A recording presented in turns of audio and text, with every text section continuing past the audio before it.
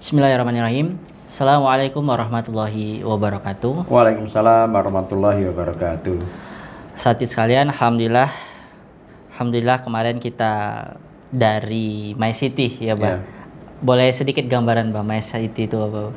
Masjid itu sebuah ajakan ya untuk kemudian kita bisa lebih peduli pada apa yang terjadi di wilayah DIY ini ya. Kita menyebutnya sebagai atau kepanjangannya adalah Muslim Yogyakarta for Care and Integrate Citizen. Jadi bagaimana kita mengajak untuk kita tuh peduli dan mempersatukan masyarakat. Ya, gitu. singkatannya ini dilakukan MyCity. oleh sekelompok Muslim. Muslim. Yang ada tinggal di Yogyakarta. Di Jogja. Singkatannya My City ya. My City. Ya. Alhamdulillah kemarin kita telah melaksanakan forum grup diskusi yang pertama ya, Pak. Ya, pertama. Dan itu berkaitan dengan pertanahan yang ada di Yogyakarta. Ya. Dan kita diskusi saat itu bukan hanya orang internal saja, tapi juga bersama orang-orang luar ya, Pak. Salah satu pembicaranya adalah Bapak Nazarudin, beliau adalah pengamat Sultan Ground, dan juga yang kedua Bapak Kusno, wartawan ya, Pak, dari Radar Jogja kalau tidak salah ya.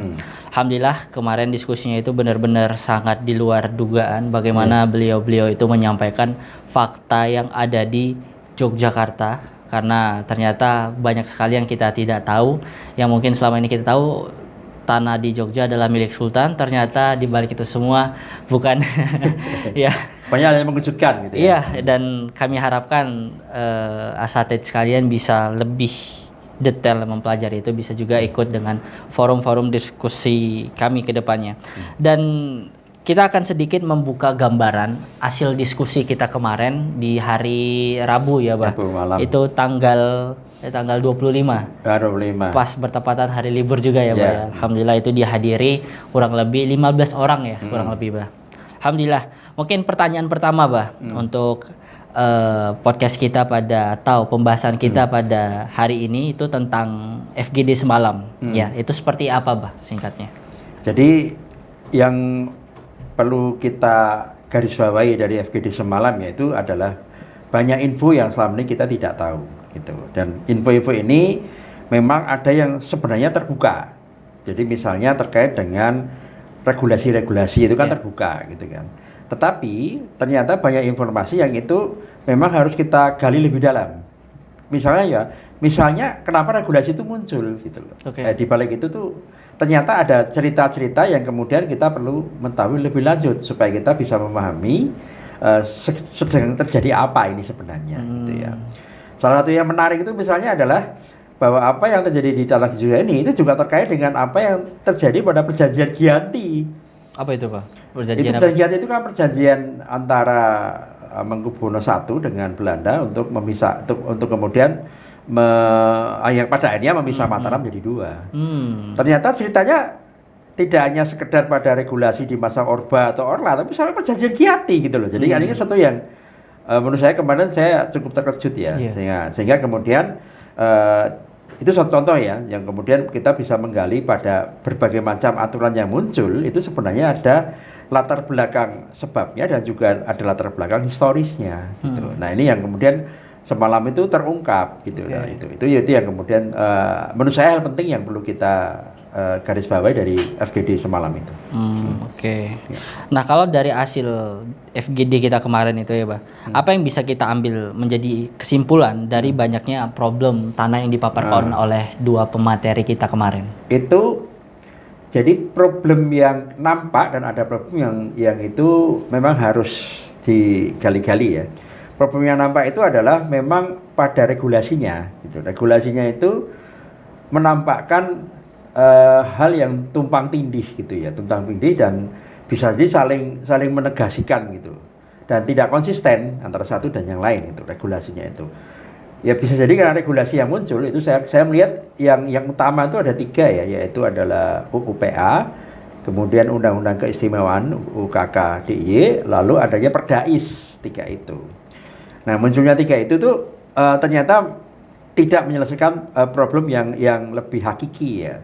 Tapi dia menambah problem baru, ya, sehingga kemudian persoalan tanah ini malah tidak sebagaimana seharusnya. Jadi ini saya katakan problem di regulasi yang kalau dari FGD di atas kemarin itu menimbulkan banyak polemik di masyarakat atau di kalangan pemikir yang ada di Jogja sendiri ya. Bahkan disebutkan ada beberapa dosen yang kemudian akhirnya berbeda pendapat masalah itu gitu ya. Karena regulasinya memang kalau kita perhatikan memang dibuat oleh rezim yang berbeda ya, dengan penguasa yang berbeda juga gitu, sehingga akhirnya tumpang tindih ya. Memang kalau kita bisa lihat itu di situ selain tumpang tindih itu memang ada kepentingan sektoral parsial ya, yang itu lebih merupakan wujud kepentingan ekonomi sebagai kelompok tertentu gitu, bukan sebagai upaya untuk mensejahterakan masyarakat ya, sehingga muncul berbagai aturan-aturan yang tumpang tindih tadi, sehingga kemudian akhirnya menjadi muncul fakta-fakta yang itu kemudian merugikan masyarakat. Misalnya tentang status DD Keprabon ya. Jadi tanah itu ada yang namanya Keprabon dan DD Keprabon, yang itu memungkinkan untuk kemudian dikuasai oleh pihak tertentu gitu ya. Nah, sehingga kemudian tanah DD Keprabon ini apa saja. Nah, definisinya ini yang kemudian membuat orang itu bisa menguasai banyak tanah. Itu. Nah, ini yang kemudian hal yang harus kita kritisi ya. Jadi kalau saya melihat itu regulasinya banyak, tapi yang utama 3 ya, meskipun nanti sampai ada perjanjian gigantis segala. Itu memang kalau secara konsepsi bisa kita kritisi tiap-tiap itu ya, tiap itu kita kritisi, sehingga kemudian harus dimunculkan sebuah regulasi yang tepat. Gitu. Hasil diskusi kemarin itu dia menyinggung tanah bagian mana aja sih, Pak? Kalau di DIY kan secara tanah kan luas ya, tapi lebih spesifik kemana aja itu? Jadi ada tanah yang memang sudah diakui itu istilahnya Sultan Ground atau Pakualaman Sultan Ground. Nah, ada 2 berarti ya, Sultan Ground. Sultan Ground itu disebut Keprabon. Ya. Dan ada yang itu bukan di luar itu, namanya DD Keprabon. Apa itu? DD itu orang Jawa mengatakan bukan, non Keprabon. Gitu. Nah itu.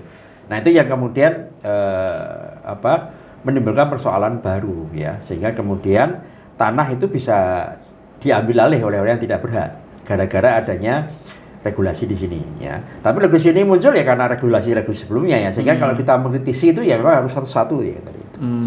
Itu problem yang dari sisi regulasi. Yang semalam itu memang baru sampai sana. Kemudian atas problematika yang ada hari ini sampai hari ini ya di Jogja, yang mungkin sebagian orang mungkin juga tidak tahu ternyata ada permainan yang sangat luar biasa di sana kan, lagi-lagi kepentingan ekonomi juga kan kemarin diskusinya kan. Atas problematika ini apakah ada solusi yang real untuk mengatasi persoalan tersebut, Pak? Jadi yang pertama, munculnya problem ini itu belum menjadi sesuatu yang mencuat gitu ya. Jadi memang sudah banyak orang yang kasak kusuk gitu ya untuk gelisah dengan munculnya ini, tetapi belum menjadi sebuah upaya untuk kemudian mengangkat dan menyampaikan masalah ini ya. Karena persoalan kalau kemarin muncul itu ya persoalan nyali gitu ya. Gitu. Nah kemudian yang kedua, bagaimana solusinya? Kalau dari FGD Semarang kita bisa melihat usulan solusi itu memang pada perubahan regulasi. Ya, regulasinya kita atur. Cuma masalahnya regulasi ini dibangun dengan cara apa, dengan paradigma apa, dengan filosofi apa gitu. Benar. Bagaimana kita mengatakan regulasi itu sebuah regulasi yang ditelurkan oleh para pejabat atau penguasa ya, itu benar, itu ukurannya apa? Kemudian ini salah, ukurannya apa gitu ya. Misalnya ukurannya sering dimunculkan itu adalah berpihak pada rakyat. Nah, betul. Bagaimana berpihak pada rakyat itu bisa terjamin gitu ya? Karena setiap yang membuat regulasi ini itu merasa dirinya berpihak pada rakyat gitu. Tapi ada yang mengatakan, wah enggak, dia berpihak pada kelompoknya. Jadi harus hati nurani yang berbicara. Apakah lalu hati nurani itu maksudnya yang mana ini ya? Karena persoalannya kan persoalan pada tanah ya, yang itu hal pokok dalam kehidupan manusia ya. Jadi kalau beberapa pemikir mengatakan ya tanah itu kehidupan kita sendiri ini gitu ya. Kalau kita tanah hilang, kehidupan kita hilang. Ya. Sehingga kemudian betul bahwa regulasinya diperbaiki, tapi how ya, bagaimana memperbaikinya dan dengan asas apa, dengan paradigma apa yang ini kemudian perlu kita cari solusinya. Nah itu. Nah dalam hal ini kita dari My City itu akan berupaya mencari solusinya. Solusi berdasarkan apa nih? Apakah berdasarkan aturan yang sudah ada atau ada sesuatu yang baru? Nah kita tentunya akan menawarkan sesuatu yang baru, gitu ya, sesuatu yang baru yang tetapi tetap relate dengan regulasi yang ada, dengan peristiwa yang ada. Sesuatu yang baru. Sesuatu baru ini akan kita diskusikan ya dalam EGD yang kedua besok. Yang kedua, Kita ada berharap, yang kedua ya. Dan yang berharap itu sehingga